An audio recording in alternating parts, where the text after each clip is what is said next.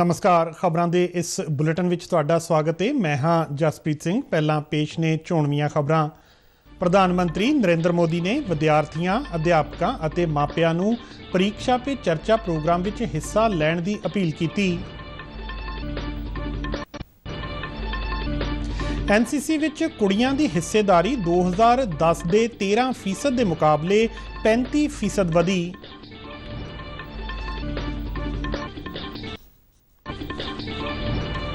सीमा सुरक्षा बल ने अमृतसर जिले विच कौमांतरी सरहद ते एक बंगलादेशी नागरिक नूं कीता काबू। मौसम विभाग ने अगले कुछ दिनों दौरान संघनी तो बहुत ज़्यादा संघनी धुंध पैण अते ठंडियां हवावां चलदे रहण दी संभावना दसी। ते हुण खबरां विस्तार नाल। प्रधानमंत्री नरेंद्र मोदी ने विद्यार्थियों, अध्यापकों और मापियां नूं परीक्षा पे चर्चा के विलखण संवाद प्रोग्राम में हिस्सा लैण की अपील की है। अपने एक ट्वीट सुनेहे विच प्रधानमंत्री मोदी ने कहा कि परीक्षा पे चर्चा सब तो वध प्रेरक प्रोग्रामां विचों एक है, जिहड़ा प्रीखियावां नूं तनाव मुक्त करन अते प्रीखिया योद्धियां दी मदद करन दे ढंग तरीकिਆਂ ते चर्चा करन दा मौका दिंदा है। परीक्षा पे चर्चा का 6वां संस्करण 27 जनवरी नूं नवीं दिल्ली के तालकटोरा इंडोर स्टेडियम विच आयोजित किया जाएगा। सिक्ख्या मंत्रालय अनुसार इस प्रोग्राम विच 31 लाख तो वध विद्यार्थियों, 5 लाख तो वध अध्यापकों और 2 लाख के करीब मापियां ने हिस्सा लैण लई रजिस्ट्रेशन करवाई है। इस तो इलावा 100 तो वध देशों के विद्यार्थियों, 51 देशों तो अध्यापकों और 50 देशों तो मापियां ने भी इस लई रजिस्ट्रेशन करवाई है। प्रधानमंत्री नरेंद्र मोदी 29 जनवरी को सवेरे 11 बजे आकाशवाणी ते मन की बात प्रोग्राम विच देश विदेश के लोगों नाल अपने विचार साझे करनगे। महीनावारी इस रेडियो प्रोग्राम की यह 97वीं कड़ी होवेगी। प्रधानमंत्री ने इस प्रोग्राम विच विचारे जाण वाले विषयां ते लोकां नूं अपने विचार साझे करन दा सद्दा दिता है। नमो ऐप या माई गॉव ओपन फोरम ते लोग अपने सुझाव भेज सकते हैं। इस तो इलावा टोल फ्री नंबर 1800 117800 दे राही भी प्रधानमंत्री नूं अपने सुझाव हिंदी या अंग्रेजी विच रिकॉर्ड करवा सकते हैं। फोन लाइनां 27 जनवरी तक खुलियां रहणगियां। राष्ट्रीय कैडेट कोर NCC विच कुड़ियां दी हिस्सेदारी 2010 के 13% के मुकाबले 35% वधी है। नवीं दिल्ली विच अज एक प्रैस कॉन्फ्रेंस नूं संबोधन करदिआं NCC के DG lieutenant general Gurbir Pal Singh ने इस बारे जानकारी दी। उन्होंने कहा कि केरल, उत्तर पूर्व और दिल्ली विच कुड़ियां दी NCC विच हिस्सेदारी वधी है। उन्होंने दस्सिया कि सारे सूबियां ते केंद्र शासित प्रदेशों तो 710 कुड़ियां समेत 2000 तो वध कैडेट तकरीबन एक महीने तक NCC गणतंत्र दिवस परेड संबंधी आयोजित कैंप विच हिस्सा लै रहे ने। इस कैंप विच जम्मू कश्मीर के 114 और उत्तर पूर्वी खेत्र के 120 कैडेटां दे नाल युवा एक्सचेंज प्रोग्राम तहत 19 देशों के कैडेट भी इस कैंप विच हिस्सा लै रहे ने। लैफ्टिनेंट जनरल गुरबीर पाल सिंह अनुसार कैंप विच सभ्याचारक मुकाबले, कौमी एकता जागरूकता प्रोग्राम और NCC की सिखलाई समेत कई सरगर्मियां विच कैडेटां की हिस्सेदारी रहेगी। कैंप का मंतव कौमी राजधानी विच गणतंत्र दिवस संबंधी होने वाले अहम प्रोग्राम राही देश के उच्च सभ्याचार ते कदरां कीमतां की झलक दिखाउणा है। यूनीवर्सिटी ग्रांट कमिशन UGC ने कमिशन विनियमन 2023 का खरड़ा स्पष्ट कर दिता है। विनियमन नाल वख-वख डिग्री, डिप्लोमा और सर्टिफिकेट प्रोग्राम चलाउण लई भारत विच विदेशी यूनीवर्सिटी अदारियां दे दाखले नूं विनियमित किया जाएगा। UGC ने टिप्पणियां ते फीडबैक हासिल करन लई यह खरड़ा जनतक किया है। इस बारे अपने विचार 18 जनवरी तक भेजे जा सकते हैं।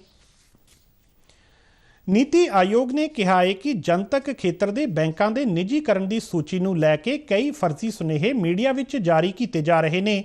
ये सुनेहे नीति आयोग के हवाले तो सोशल मीडिया विच चल रहे हैं। नीति आयोग ने स्पष्ट किया है कि उस वल्लों अजिही कोई लिस्ट साझी नहीं की गई है। केंद्र सरकार ने गैर कानूनी गतिविधि रोकथाम एक्ट UAPA तहत द रेजिस्टेंस फ्रंट TRF ਨੂੰ ਇੱਕ ਅੱਤਵਾਦੀ ਜਥੇਬੰਦੀ ਐਲਾਨਿਆ ਹੈ। ਗ੍ਰਹਿ ਮੰਤਰਾਲਾ ਨੇ ਕਿਹਾ ਕਿ ਇਹ ਫਰੰਟ ਅੱਤਵਾਦੀ ਸਰਗਰਮੀਆਂ ਨੂੰ ਸ਼ਹਿ ਦੇਣ ਲਈ ਆਨਲਾਈਨ ਮਾਧਿਅਮ ਰਾਹੀਂ ਨੌਜਵਾਨਾਂ ਦੀ ਭਰਤੀ ਕਰ ਰਿਹਾ ਹੈ। ਇਹ ਫਰੰਟ ਗੈਰ ਕਾਨੂੰਨੀ ਅੱਤਵਾਦੀ ਜਥੇਬੰਦੀ ਲਸ਼ਕਰ-ਏ-ਤਾਇਬਾ ਦੇ ਇੱਕ ਪ੍ਰੌਕਸੀ ਗੁੱਟ ਵਜੋਂ ਸੰਨ 2019 ਵਿੱਚ ਬਣਾਇਆ ਗਿਆ ਸੀ।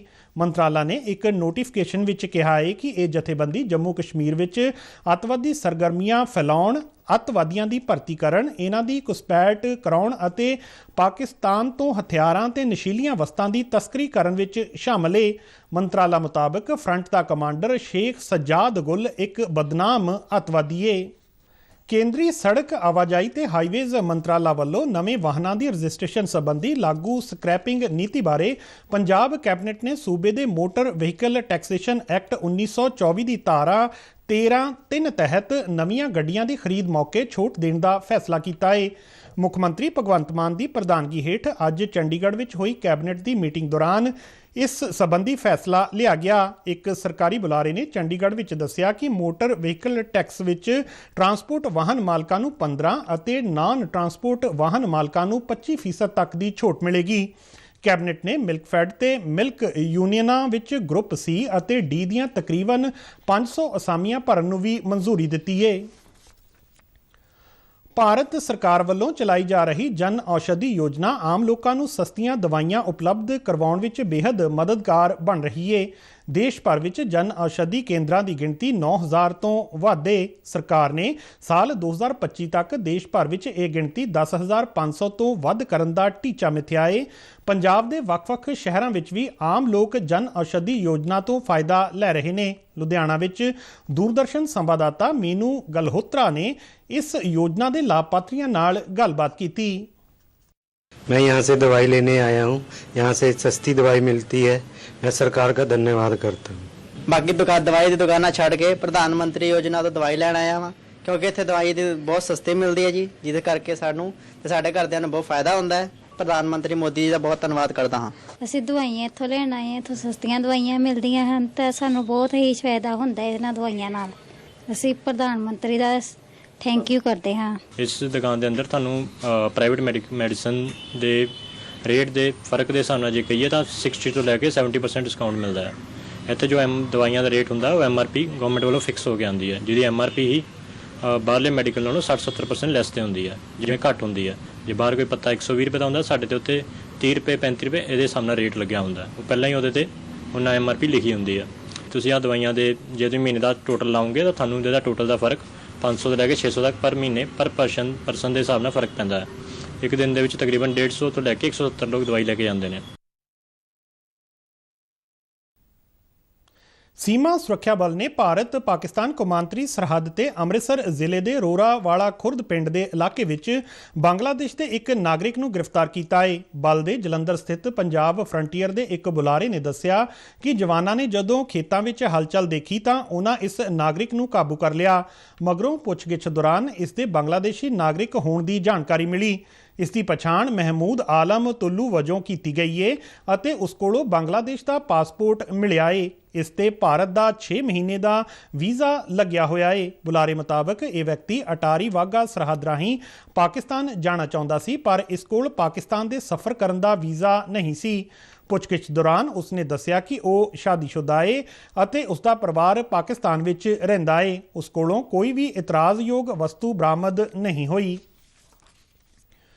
ਫਤਿਹਗੜ੍ਹ ਸਾਹਿਬ ਜ਼ਿਲ੍ਹੇ ਦੇ ਪਿੰਡ ਗੰਡੂਆਂ ਕਲਾਂ ਵਿਖੇ ਇਫਕੋ ਨੇ ਆਲੂ ਦੀ ਫਸਲ ਤੇ ਇਫਕੋ ਦੇ ਉਤਪਾਦ ਨੈਨੋ ਯੂਰੀਆ ਅਤੇ ਸਾਗਰਿਕਾ ਸੰਬੰਧੀ ਖੇਤ ਦਿਵਸ ਪ੍ਰੋਗਰਾਮ ਕਰਵਾਇਆ। ਇਸ ਵਿੱਚ ਇਲਾਕੇ ਦੇ ਕਿਸਾਨਾਂ ਨੇ ਵੱਡੀ ਗਿਣਤੀ ਵਿੱਚ ਹਿੱਸਾ ਲਿਆ। ਇਫਕੋ ਦੇ ਜ਼ਿਲ੍ਹਾ ਮੈਨੇਜਰ ਹਿਮਾਂਸ਼ੂ ਜੈਨ ਨੇ ਕਿਹਾ ਕਿ ਨੈਨੋ ਯੂਰੀਆ ਦੇ 500 ml ਦੀ ਇੱਕ ਬੋਤਲ ਇੱਕ ਬੈਗ ਯੂਰੀਆ ਦੇ ਬਰਾਬਰ ਕੰਮ ਕਰਦੀ ਹੈ ਅਤੇ ਫਸਲ ਵਿੱਚ ਪੱਤਿਆਂ ਰਾਹੀਂ ਨਾਈਟ੍ਰੋਜਨ ਦੀ ਸਪਲਾਈ ਕਰਦੀ ਹੈ। ਉਹਨਾਂ ਕਿਹਾ ਕਿ ਨੈਨੋ ਯੂਰੀਆ ਦੀ ਵਰਤੋਂ ਨਾਲ ਫਸਲ ਦੇ ਝਾੜ ਤੇ ਕੁਆਲਿਟੀ ਵਿੱਚ ਵੀ ਵਾਧਾ ਹੁੰਦਾ ਹੈ। ਇਸ ਤੋਂ ਇਲਾਵਾ ਹਵਾ, ਪਾਣੀ ਤੇ ਮਿੱਟੀ ਵੀ ਪ੍ਰਦੂਸ਼ਿਤ ਨਹੀਂ ਹੁੰਦੀ। ਹਿਮਾਂਸ਼ੂ ਜੈਨ ਨੇ ਕਿਸਾਨਾਂ ਨੂੰ ਇਫਕੋ ਦੇ ਉਤਪਾਦਾਂ ਦੀ ਵੱਧ ਤੋਂ ਵੱਧ ਵਰਤੋਂ ਕਰਨ ਲਈ ਪ੍ਰੇਰਿਆ। ਇਫਕੋ ਦੇ ਨਵਜੋਤ ਸਿੰਘ ਨੇ ਪਾਣੀ ਵਿੱਚ ਘੁਲਣਸ਼ੀਲ ਖਾਦਾਂ ਅਤੇ ਹੋਰ ਜ਼ਰੂਰੀ ਜਾਣਕਾਰੀ ਕਿਸਾਨਾਂ ਨੂੰ ਦਿੱਤੀ। ਇੱਧਰ ਫਾਜ਼ਿਲਕਾ ਜ਼ਿਲ੍ਹੇ ਦੇ ਪਿੰਡ ਆਵਾ ਵਿਖੇ ਆਤਮਾ ਸਕੀਮ ਤਹਿਤ ਫਾਰਮ ਸਕੂਲ ਦੀ ਇੱਕ ਮੀਟਿੰਗ ਦਾ ਆਯੋਜਨ ਅੱਜ ਕੀਤਾ ਗਿਆ। महकमे के अधिकारियों डॉक्टर मनप्रीत सिंह ਅਤੇ डॉक्टर जगदीश अरोड़ा ने किसानों ਨੂੰ ਦੱਸਿਆ कि मल्चिंग तरीके नाल कणक की बिजाई ते खर्चा घटण ਦੇ ਨਾਲ पराली ਨੂੰ खेत ਵਿੱਚ ही जज़ब ਕਰਨ ਵਿੱਚ मदद मिलती है। इस नाल किसान अपनी ਜ਼ਮੀਨ ਦੀ उपजाऊ ताकत ਨੂੰ ਵਧਾ ਸਕਦੇ ਨੇ। ਉਹਨਾਂ किसानों ਨੂੰ कणक ਦੇ ਨਦੀਨਾਂ ਦੀ रोकथाम ਅਤੇ ਖਾਦਾਂ ਦੀ ਸੁਚੱਜੀ ਵਰਤੋਂ संबंधी जानकारी भी दी। इस दौरान पिंड के अगांह-वधू किसान शमिंदर सिंह वालों मल्चिंग तरीके नाल बीजी कणक का जायजा लिया गया। ਭਾਰਤ ਅਤੇ ਸ੍ਰੀਲੰਕਾ ਵਿਚਾਲੇ ਚੱਲ ਰਹੀ 3 T20 ਮੈਚਾਂ ਦੀ ਲੜੀ ਦਾ ਤੀਜਾ ਤੇ ਆਖਰੀ ਮੈਚ ਕੱਲ 7 ਜਨਵਰੀ ਨੂੰ ਰਾਜਕੋਟ ਵਿੱਚ ਖੇਡਿਆ ਜਾਵੇਗਾ। ਇਹ ਮੈਚ ਜਿੱਤਣ ਲਈ ਦੋਵੇਂ ਟੀਮਾਂ ਪੂਰੀ ਤਾਕਤ ਨਾਲ ਮੈਦਾਨ ਵਿੱਚ ਉਤਰਨਗੀਆਂ ਤਾਂ ਜੋ ਲੜੀ ਤੇ ਕਬਜ਼ਾ ਕੀਤਾ ਜਾ ਸਕੇ। ਲੜੀ ਵਿੱਚ ਇੱਕ ਮੈਚ ਜਿੱਤ ਕੇ ਦੋਵੇਂ ਟੀਮਾਂ ਬਰਾਬਰੀ ਤੇ ਨੇ। पुणे ਵਿੱਚ ਕੱਲ ਸ਼ਾਮ ਖੇਡੇ ਗਏ ਦੂਜੇ T20 ਮੈਚ ਵਿੱਚ ਸ੍ਰੀਲੰਕਾ ਨੇ ਭਾਰਤ ਨੂੰ 16 ਦੌੜਾਂ ਨਾਲ ਹਰਾਇਆ। T20 ਮੈਚਾਂ ਦੀ ਲੜੀ ਖਤਮ ਹੋਣ ਮਗਰੋਂ ਭਾਰਤ ਅਤੇ ਸ੍ਰੀਲੰਕਾ ਵਿਚਾਲੇ 3 ਇੱਕ ਦਿਨਾਂ ਮੈਚਾਂ ਦੀ ਲੜੀ 10 ਜਨਵਰੀ ਤੋਂ ਸ਼ੁਰੂ ਹੋਵੇਗੀ। ਲੜੀ ਦਾ ਪਹਿਲਾ ਮੈਚ 10 ਜਨਵਰੀ ਨੂੰ ਗੁਹਾਟੀ, ਦੂਜਾ 12 ਜਨਵਰੀ ਨੂੰ ਕੋਲਕਾਤਾ ਅਤੇ ਤੀਜਾ ਮੈਚ 15 ਜਨਵਰੀ ਨੂੰ ਤਿਰੂਵਨੰਤਪੁਰਮ ਵਿੱਚ ਖੇਡਿਆ ਜਾਵੇਗਾ। मौसम विभाग ने अगले 4-5 दिनों दौरान उत्तर पश्चिमी भारत में संघनी तो बहुत ज़्यादा संघनी धुंध पैण अते ठंडियां हवावां चलते रहने की संभावना दसी है। इन्हां दिनों दौरान पंजाब, हरियाणा, दिल्ली, चंडीगढ़ अते उत्तर प्रदेश में मौसम पूरी तरह खुश्क बनिया रहेगा। इस दौरान संघनी धुंध पैण कारण रेल, हवाई अते सड़की आवाजाही के पिछले कई दिनों तो बुरी तरह नाल प्रभावित होने का सिलसिला अज भी जारी रहा। उत्तर रेलवे के एक बुलारे अनुसार खराब मौसम कारण 2 दर्जन तो वध रेल गड्डियां घंटियां की देरी नाल चल रही ने। उत्तर पश्चिमी भारत के बहुत सारे मैदानी इलाकों में घट्टो घट तापमान में भी लगातार गिरावट दर्ज की जा रही है। इधर पंजाब में ठंडियां हवावां चलण अते संघनी धुंध पैण कारण ठंड ने होर वधेरे जोर फड़ लिया है। इस खराब मौसम नाल आम जनजीवन भी बुरी तरह नाल प्रभावित हो रहा है। मौसम विभाग ने 6 जनवरी लिए पंजाब के सारे इलाकों लिए येलो अलर्ट जारी किया है, जबकि 7 जनवरी तो कुछ जिलों में सीत लहर ते संघनी धुंध में कुछ कमी आ सकती है। सूबे के ज़्यादातर शहरों में घट्टो घट तापमान अज 7.2 डिग्री सैल्सीयस तो हेठां दर्ज किया गया। शहीद भगत सिंह नगर जिले का बलाचौर 3.5 डिग्री सैल्सीयस घट्टो घट तापमान नाल सूबे विच सब तो ठंडा रहा।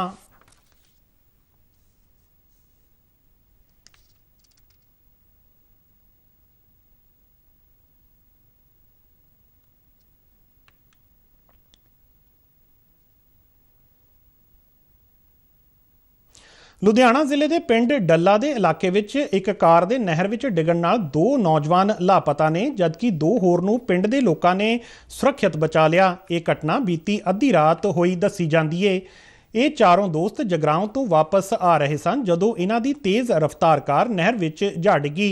गोताखोरां वल्लों दोहां नौजवानां दी भाल कीती जा रही है। नहर विच लापता नौजवानां दी पछाण दिलप्रीत अते सतनाम वजों कीती गई है। खबरों के बुलेटिन साडे दर्शक RNU DDK जलंधर के YouTube चैनल, फेसबुक पेज अते ट्विटर हैंडल ते भी देख सकते हैं। बुलेटिन के अखीर विच चोणवीआं खबरां एक बार फिर तो। प्रधानमंत्री नरेंद्र मोदी ने विद्यार्थियों, अध्यापकों अते मापियां नूं परीक्षा पे चर्चा प्रोग्राम विच हिस्सा लैण दी अपील की।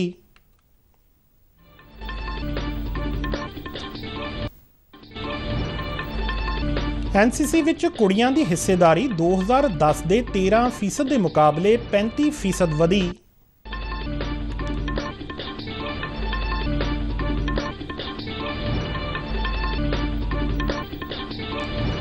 सीमा सुरक्षा बल ने अमृतसर जिले विच कौमांतरी सरहद ते एक बांग्लादेशी नागरिक नूं कीता काबू।